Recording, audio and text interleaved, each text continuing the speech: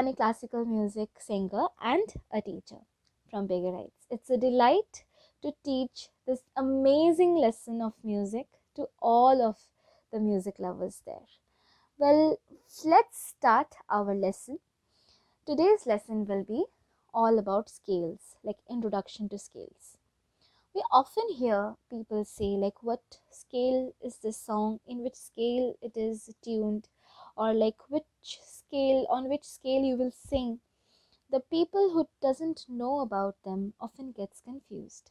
Before moving forward, we have to learn about scales. So in this lesson, we will introduce an instrument, that is harmonium. It's an amazing instrument and the best one to know all about scales and to clear all your doubts. Yeah, scales are also used in every single instrument there. Yes, even guitar, piano, synthesizer, flute, any instrument, you just name it, all works upon scales. But the most easiest way to learn is through harmonium. So let's go to the harmonium reeds to learn about scales. So as you can see, I have a harmonium in front of me. So this is how it looks like. Well, this is from internal.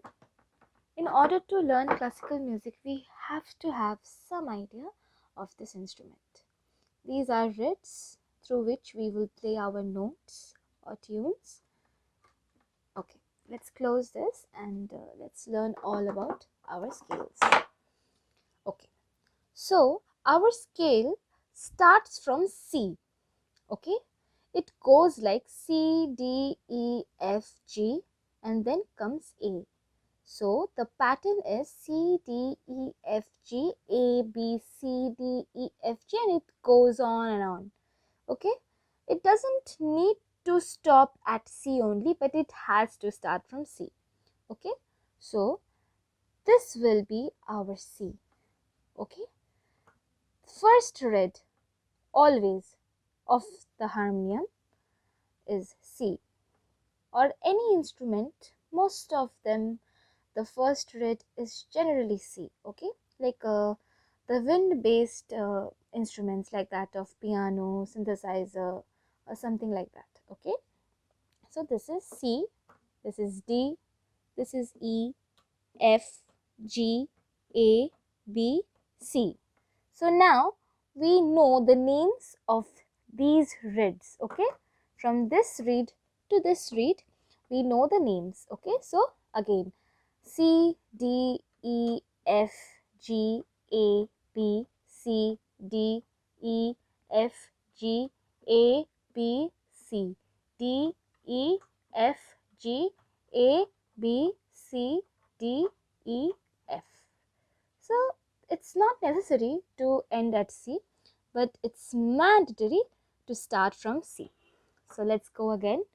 Okay, C, D, E, F, G, A, B, C, D, E, F, G, A, B, C, D, E, F, G, A, B, C, D, E, F.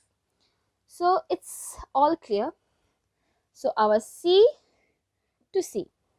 Okay, like C to C. This is the starting point, and you can say that this is the first C and the second C. So in our musical language, we say C to C as octave, or like C D.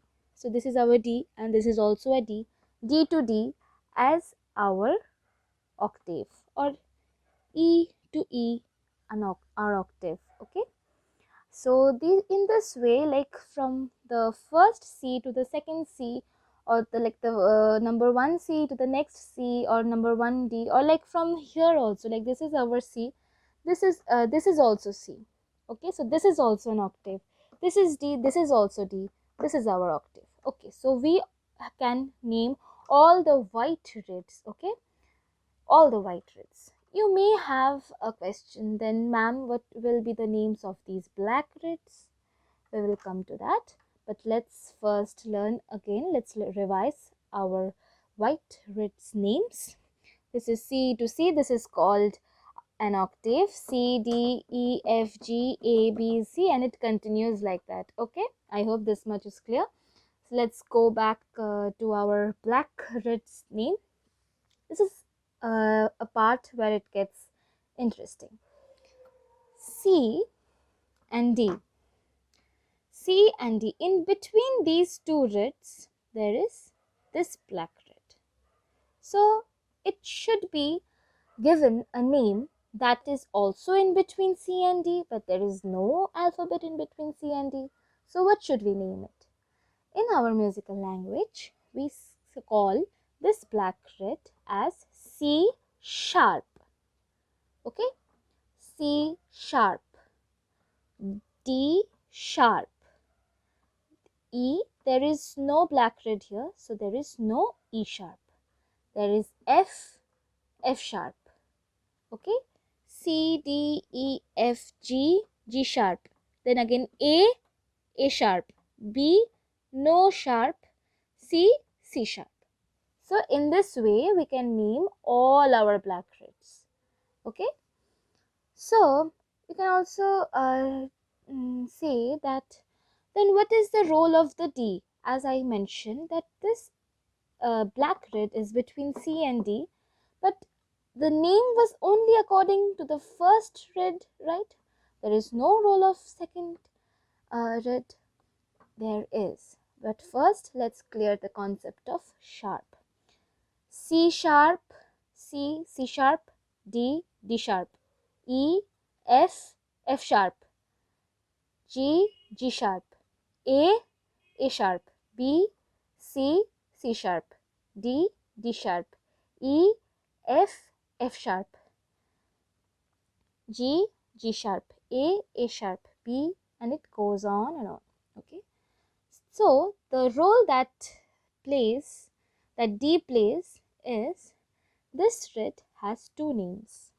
One is C, C sharp, and D, D flat. I know it's a bit confusing, but you can pause my video and again go back to the sharp part. First understand that part perfectly and then resume to the second part. C, C sharp, D. This red has two names.